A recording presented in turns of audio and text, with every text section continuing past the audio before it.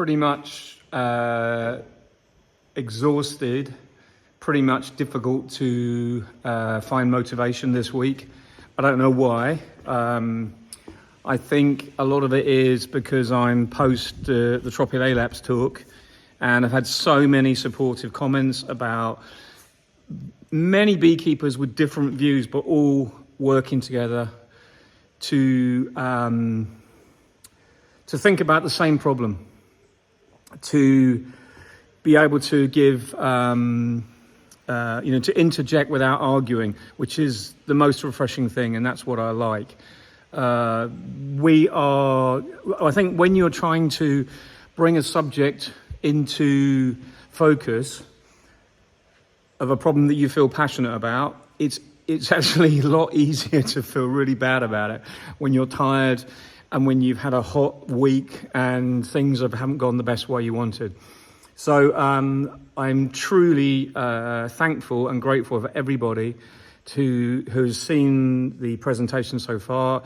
The live stream went really well. I just wanted to get that point across that other people have, Dr. Samuel Ramsey did a talk in 2023 on it, and basically we are not much further forward with research and development, but we are a lot closer to getting the problem here. And I think Maggie Gill's talk was absolutely fantastic, because it really was on the level perhaps more for people like me who are able to give a little bit more interjection with current day thoughts on kind of how we feel about it. And I am really concerned because I know how it all works, and I know that we are probably going to get it within 2 to 3 years at the very latest. I honestly, that's how I feel, unless something is done. So let's come away from that now. I'm going to move forward this week. For us here, we are struggling now because we've had hot weather for over a week. But the wonderful news is we had some amazing rain 2 nights ago. We had over 35 mil rain in one night, but it was kind of thundery, but not like absolute deluge. So it rained for like 6 hours, steady, heavy, and it just soaked in. And we've had more showers since, and there's more rain due today and more rain due, I think, Wednesday this week. So that's the wonderful thing, is that the sunflowers that I've moved my hives to, I moved 16 hives, 19 hives in this picture. And there's another picture of another load I moved 3 days before to there. So let's have a quick look at the sunflowers right now, and you'll just love this.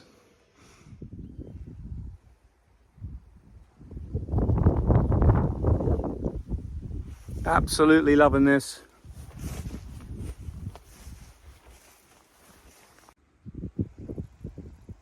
I mean, just look at these guys, they're everywhere here. I don't even know if these are my bees, because this is one side and my bees are actually the other side of this field, but I'm just walking around to where the bees are actually working and the sunflowers are facing this way. You can see they're working that pretty hard, and there's another few days to go yet. Because what happens with sunflowers is you can see this is the part that's open, that's the part that's finished, and there's a lot to come in the middle of all these sunflowers. And we've got rain now, as you know. The ground is actually wet, which is unbelievable. And these guys are going to keep on yielding for quite a while. So I'm super happy. I just can't stop filming this. Love it.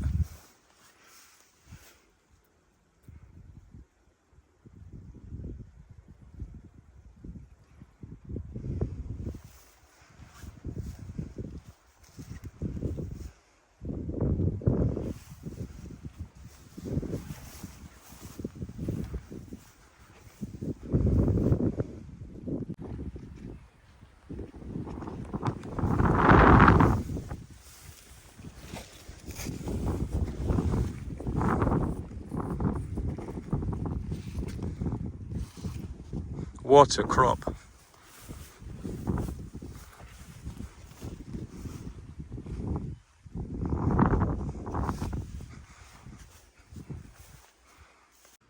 This is the site I've just been loaned to for a while. I brought my hives here 3 days ago, And the bees are only just on them, and there may not be much going in, but at least it's what we're going to get is better than nothing. So it'll take a little bit of time for all that rain to soak into the sunflowers, but I'm pretty sure it's going to yield a little bit. Some colonies are stronger than others, and it's also the end of the day. But I think as from tomorrow, we should do well. So my sunflowers are literally, you can just see them through that chink there. Just catch a few of them there. So they're dead close. So we'll see how they go. But glad we finally got some decent flowers. It's funny with sunflowers how they all face the same way and they turn in the day. And when they get to a certain age, they stop turning as they finish their pollination. You can see it's a pretty massive field.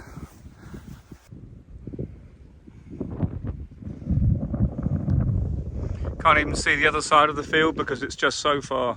There's a good little patch down there as well, but super happy to know that my bees have got all this sunflower right over to there, to where those trees are.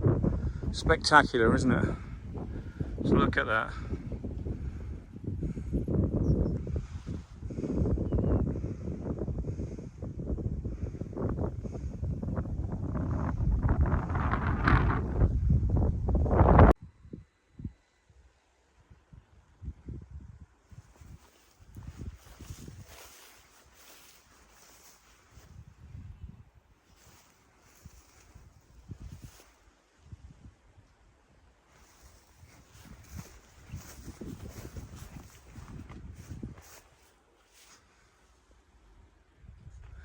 Just look at that, aren't they absolutely fantastic? And there's loads to go.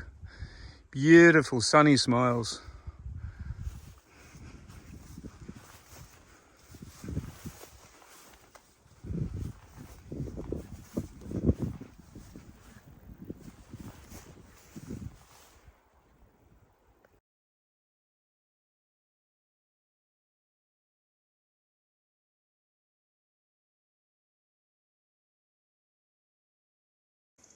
As I said, it's been really hot last week and really difficult to work, humid. We've got the rain now, which is just what those sunflowers needed, so I'm hoping we're going to get some yield.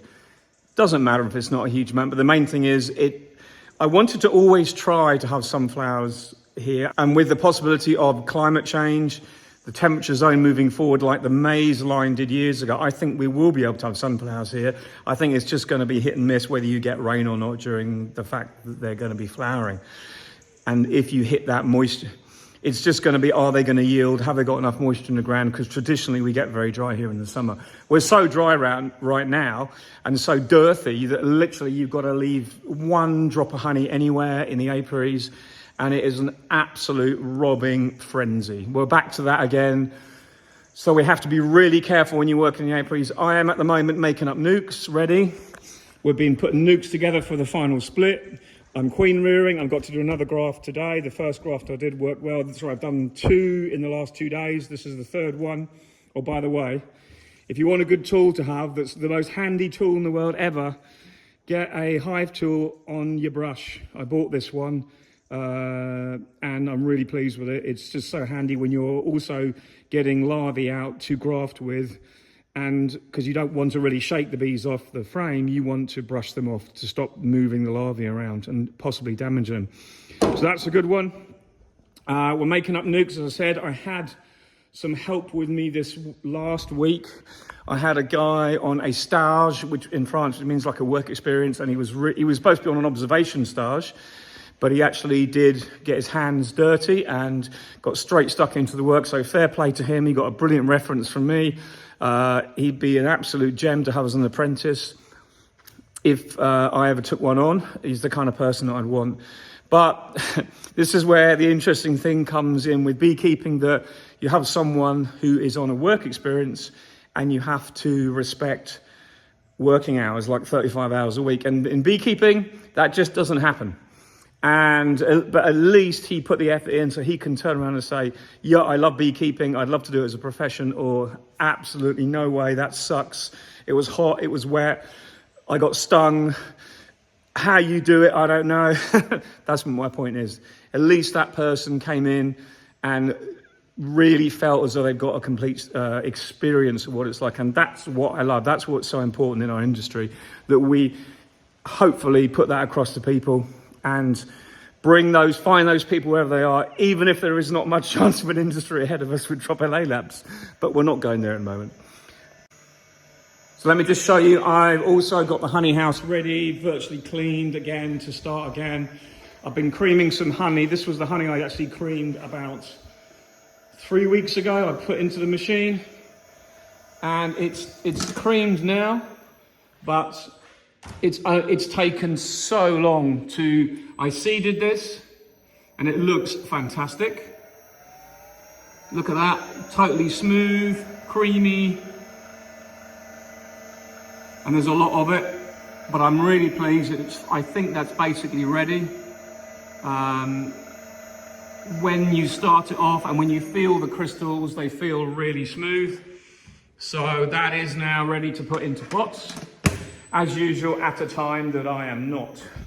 So in the honey house, in the warming room, I should say, the first honey is back. That is some buckwheat honey we brought in. There's not a huge amount there yet, but that's most of the buckwheat. Very poor crop this year. However, where my hives are, we have a possibility of a second buckwheat crop with the rain we are experiencing at the moment. So that buckwheat is nice and short. It hasn't grown tall yet, but it will grow tall and it will keep flowering because it's had rain at the right time. The previous buckwheat that we've harvested this year had virtually no rain after 2 weeks it was sown. And that's the problem. If it gets into the third or fourth week, it just finishes. You've got to have rain at the critical time with buckwheat. But I can tell you the smell in here is really pungent. And I'm looking forward to get this harvested before I start the next load. But what I'm doing now is I am bringing in honey. I'm caging queens because I'm trying to do the whole thing in one process this year. And it's actually, I'm a little bit ahead this year of things. I don't know why and how, but basically because our other main harvest finished so early, we've been going out, putting the first clearing boards on, bringing that honey in, and then also making splits and caging queens at the same time. So there's a lot of work. I'm not going to show you a video of me making splits because let's face it, if you want to find out about how to make splits, there's a million videos out there, so please go and look, but just remember that I am doing it all. And if you want to look at my previous videos of last year, how we cage a queen, how we do all that, it's all on there. And don't hesitate to look at it, it's ready there as a resource for you to use. It's just, I'm one of these people, if it ain't broke, don't fix it. I don't want to reinvent the wheel, which so many people seem to be doing these days. And it's something that does bug me, actually. But we are just doing and focusing on good quality beekeeping this time of year. I honestly hope that we are finished a little bit earlier this year. We won't be finished with treatments and all that, but we will finish getting the honey off, and getting the treatments in and cages and queens caged, hopefully by the second week of August this year at the latest. We're not even into August yet. So I'm really happy that we're on the way, and that's a real bonus to me, the fact that we're going to be ahead of things and hopefully starting to tip those mite levels the other way before we get any further. So that's what I'm up to at the moment. I'm also doing something that I don't agree with. I'm using plastic wrap on hives that I deem necessary, probably 2 or 3 in each apiary. Now, the reason why I'm doing that, here's a picture. The reason why I'm doing that is because my supers are old and I find that a plastic wrap is literally the best thing to stop robbers. Once you wrap that hive, the top of it, it can breathe from underneath. It can breathe through the board as the bees exit. All you're doing is wrapping the outside so it stops bees finding their way in through the few cracks. And you know what? This year so far, touch wood, no robbing whatsoever, because this year there's less honey and everything is also incredibly valuable. When you get robbing in an apiary, it trips everything off into robbing in the whole apiary.